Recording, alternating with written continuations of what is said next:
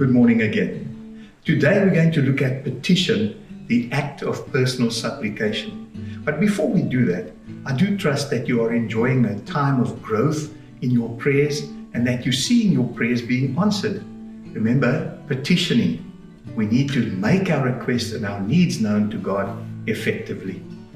E. Stanley Jones said, "Asking is the symbol of our desire. Some things God will not give until we want them enough to ask." Petition is an aspect of prayer given over to asking God for specific personal things. To request an unselfish spiritual or material blessing is not unscriptural. An obscure passage in 1 Chronicles contains many begats, yet it contains a definite example of this. Among a genealogy of more than 500 names, God highlights one man, Jabez. The passage in 1 Chronicles chapter 4, verses 9 and 10 reads as follows. Jabez was more honored than his brothers. His mother named him Jabez and said, "I gave birth to him in pain." Jabez called out to God, to the God of Israel, "If only you would bless me, extend my borders, let your hand be with me and keep me from harm, so that I will not experience pain." And God granted his request. God not only honored the request, but chose to use Jabez as an eternal example of how he longs to answer our sincere petitions. Petition is the confession of helplessness in a specific matter.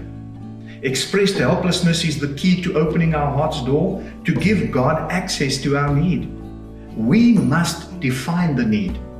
Because petition is an expression of helplessness, it should be included each day in the devotional hour. The keys to petition. When offering personal petitions, there are several principles that should be remembered. First, a petition should be specific. And then next, a petition should be complete. These two aspects go hand in hand, being specific and be complete. Avoid shallow petitions like, "Lord, help the missionaries today." Instead, pray carefully through each request.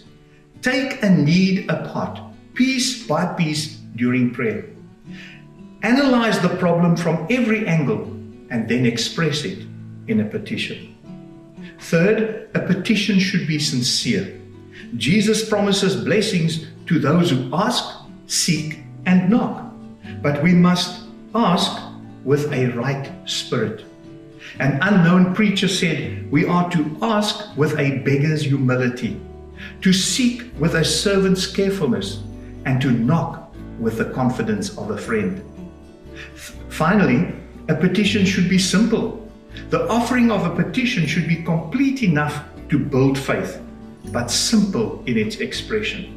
I'm reminded of an illustration where a young boy was always late for school, and the headmaster had decided that it's now time to put a stop to this and warn that any child that comes late in future would receive punishment.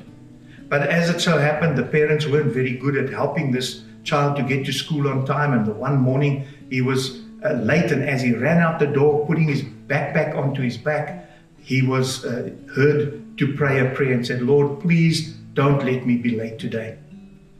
Following up on this, the boy ran to school, and it so happened that on that particular day, the schoolmaster had arrived, and in unlocking the school door, he turned the key the wrong way and jammed it in the lock, and had to call for the locksmith to unbolt the door. As good fortune would have it, this boy arrived as the door was unlocked. And so in that way, God had answered his prayer.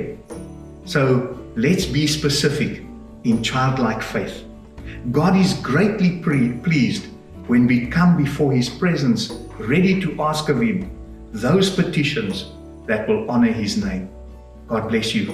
Have a blessed day. Amen.